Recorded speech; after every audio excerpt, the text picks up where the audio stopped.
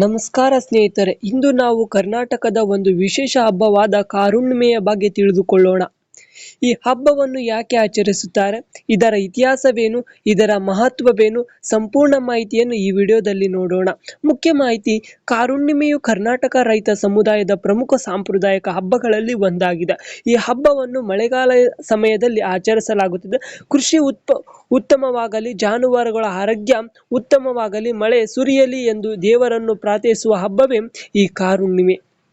ಈ ದಿನ ರೈತರು ತಮ್ಮ ಎತ್ತು, ಹಸು, ಎಮ್ಮೆ ಹಾಗೂ ದನಕರುಗಳನ್ನು ಸ್ನಾನ ಮಾಡಿಸಿ ಅಲಂಕರಿಸಿ ಪೂಜೆ ಮಾಡುತ್ತಾರೆ. ದೇವಾಲಯಗಳಲ್ಲಿ ವಿಶೇಷ ಪೂಜೆ ನಡೆಸಿ ಮನೆಗಳಲ್ಲಿ ಸಿಹಿ ತಿನಿಸುಗಳನ್ನು ತಯಾರಿಸಿ ಕುಟುಂಬದವರೊಂದಿಗೆ ಊಟ ಮಾಡುತ್ತಾರೆ.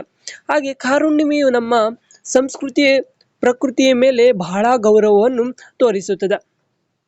ಹಾಗೆ ಜಾನುವಾರುಗಳ ಮಹತ್ವವನ್ನು ಸಾರಲು ಹಬ್ಬವಾಗಿದೆ. ಈ ಹಬ್ಬದ ಆಚರಣೆ ಇಂದಿಗೂ ಕರ್ನಾಟಕದ ಅನೇಕ ಗ್ರಾಮಗಳಲ್ಲಿ ಮುಂದುವರಿದಿದೆ. ಕೊನೆಯ ಮಾತು: ಕಾರುಣ್ಣಿಮೆಯ ಬಗ್ಗೆ ನಿಮಗೆ ಹೊಸ ಮಾಹಿತಿ ಸಿಕ್ಕಿದ್ದರೆ ವಿಡಿಯೋಗೆ ಒಂದು ಲೈಕ್ ಮಾಡಿ. ಇಂತಹ ಸ್ಪರ್ಧಾತ್ಮಕ ಪರೀಕ್ಷೆಗೆ ಹಾಗೂ ಉಪಯುಕ್ತ ಮಾಹಿತಿಗೆ ನಮ್ಮ ಚಾನಲ್ ಅನ್ನು ಸಬ್ಸ್ಕ್ರೈಬ್ ಮಾಡಿಕೊಳ್ಳಿ. ಧನ್ಯವಾದಗಳು.